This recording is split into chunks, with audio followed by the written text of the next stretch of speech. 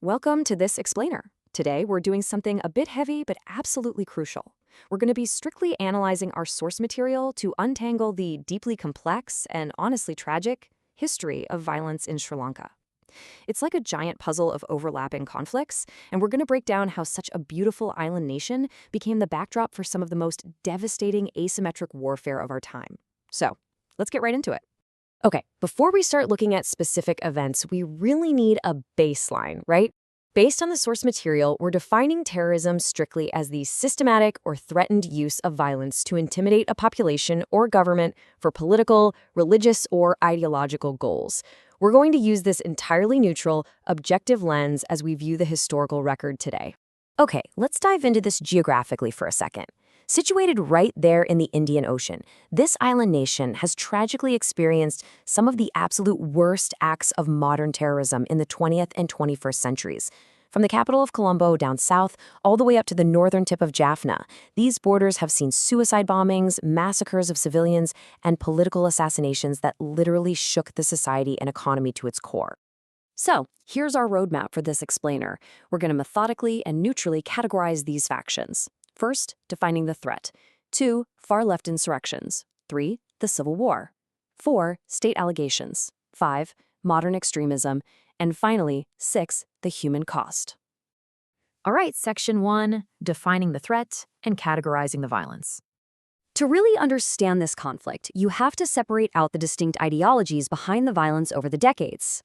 The source material explicitly groups Sri Lankan terrorism into 3 primary buckets: ethno-nationalist terrorism, far-left terrorism, and state terrorism. Keeping these categories straight is going to be our guide as we structure this historical analysis. Which takes us right into Section 2, far-left insurrections and the JVP uprisings. Let's move to and see how this builds over time. We're starting with our first major category, far-left terrorism, driven by the Janatha Vimukti Peramuna, or the JVP. They're a Marxist-Leninist communist party. In 1971, their first armed insurrection made global headlines, but by 1983 they were actually banned amid government claims of destabilization plots. And, well, that friction ultimately sparked a second, massively destructive armed uprising from 1987 to 1989. Now, what's really striking here as a historical fact is the contrast between these two uprisings. The 71 conflict, that was basically an open revolt by pretty poorly armed youth trying to physically seize territory. But the 1987 conflict, a completely different beast. The JVP's military wing, known as the DJV, prioritized low-intensity subversion. We're talking assassinations and brutal attacks on civilian targets, killing political rivals, or honestly, just everyday citizens who disobeyed their strike orders. Okay, Section 3, the Civil War and the LTTE's campaign. This shifts our focus to the longest-running conflict in the nation's history, driven this time by ethno-nationalist terrorism. The Civil War formally started in 1983, pitting the government against the Liberation Tigers of Tamil Eelam, or LTTE. They were a militant group fighting for an independent Tamil state. This nearly 3-decade timeline saw horrific milestones, like the 1998 bombing of the highly sacred Temple of the Tooth. It didn't finally end until May 2009, when the Sri Lankan military decisively defeated the LTTE. Now, what's really interesting about this slide is just how unprecedented the LTTE's tactics were on the global stage. According to the FBI, they literally pioneered some of the most devastating terror methods we know today. They perfected the suicide bombing, carrying out around 200 of them. They actually invented the suicide belt. They pioneered using women in these attacks, utilized child soldiers, and, incredibly, were the first group in history to assassinate 2 world leaders. Because of these brutal methods, they ended up listed as a terrorist organization in 32 different countries. Moving on to Section 4, state allegations and the government's response. This brings us to the third category of violence from our sources, state terrorism. International bodies are still investigating the government's actions, particularly during the war's final phases. A United Nations report soberly concluded, and I quote, "The conduct of the war represented a grave assault on the entire regime of international law designed to protect individual dignity during both war and peace." Maintaining our strict neutrality here, we have to look objectively at the severe allegations documented by groups like Amnesty International and the UN. State forces are accused of indiscriminate shelling, hitting hospitals and humanitarian targets. The allegations include extrajudicial killings, torture, arbitrary detention, forced displacement, and even denying humanitarian assistance.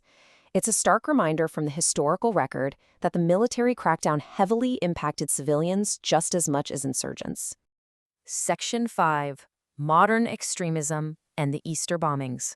So jump ahead a decade. The Civil War is over, the country is experiencing peace, and then a totally new, religiously motivated threat emerges. In 2019, a local militant Islamist group called the National Tawhid Jamaat, or NTJ, with suspected ties to ISIS, shattered that post-2009 peace. On Easter Sunday, they executed a highly coordinated wave of suicide bombings, targeting 3 Catholic churches and 3 luxury hotels simultaneously across the country. 269. I mean, just pause for a second on that number. In a single day, 269 victims were killed during the Easter attacks, including at least 45 foreign nationals, with over 500 more injured. And that brings us to Section 6, the human cost, decades of tragedy. Because ultimately, beyond all the timelines and the tactics, the true narrative of these overlapping conflicts is found in the devastating toll on human life, over 100,000. Just looking at the 26-year Civil War alone, sources estimate at least 100,000 people were killed. That's a staggering amount of profound hardship for one nation to endure.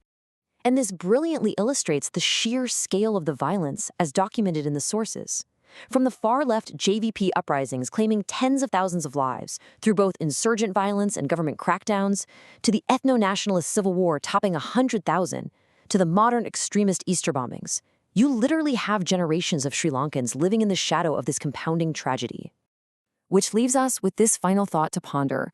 When a nation's history is so deeply fractured by overlapping layers of far-left, ethno-nationalist, state, and religious violence, how does a society ever achieve true accountability, justice, and long-term healing? It's an incredibly complex question without easy answers, but understanding the structured history we've laid out today is the first crucial step. Thank you so much for joining me for this explainer, and keep learning.